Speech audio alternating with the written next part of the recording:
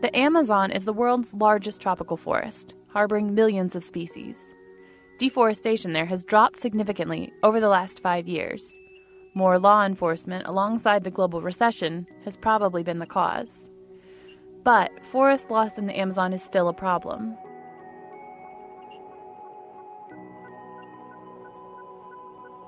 Researchers keep tabs on deforestation by satellite, but to know the reality of what's causing it, you have to be there in person.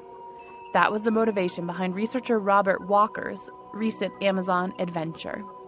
Our objective was to interview loggers and people knowledgeable about the logging sector in order to understand how it is that they actually open the rainforest through their road building activities. So Walker, along with colleagues Eugenio Arima and Rital Maria Pereira, set out on a road trip.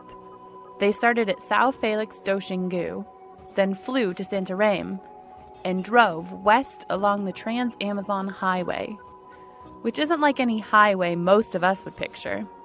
The road itself was absolutely wild. We were lucky. We brought sleeping bags. We really didn't know what to expect. We didn't know what the road would be like, whether it would be passable.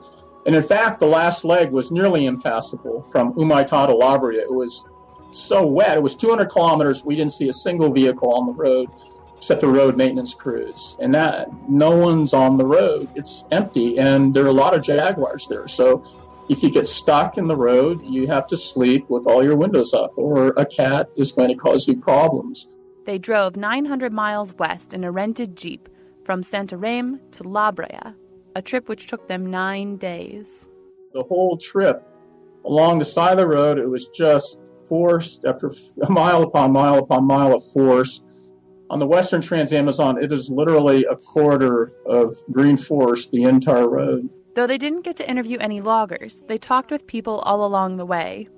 They came upon an active gold mine and were allowed access, something very rarely given to outsiders. And quite frankly, they're not pleasant places, nor are they very safe. They spoke with a group of Kayapo Indians, learning firsthand about the deals they'd made with loggers in the past.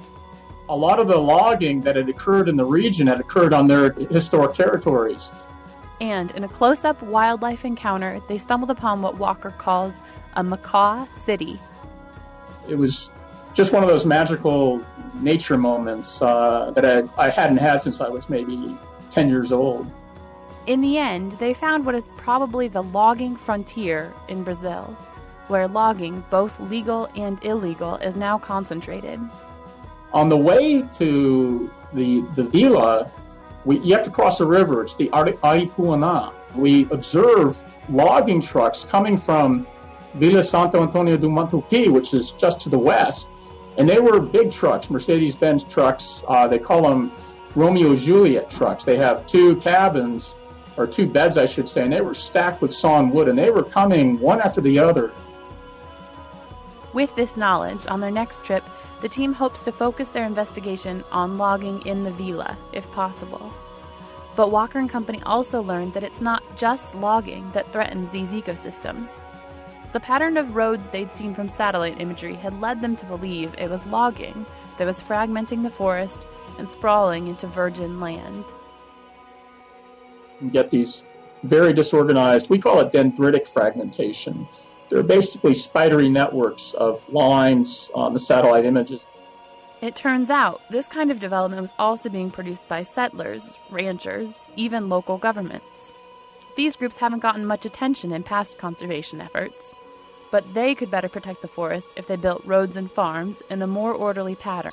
And so one of the keys to sustainable development is to finding the pattern that minimizes these impacts, the pattern of opening the native forest in such a way that you have minimal impact on the plants and animals that reside there.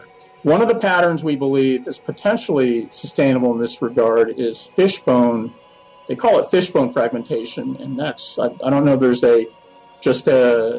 another term for it. It's you'll see it on satellite images, and it looks like a fishbone. It looks like a comb. Development can coexist with conservation. The moral of the story is it just needs to be done thoughtfully. For the National Science Foundation, I'm Lisa Raffensperger.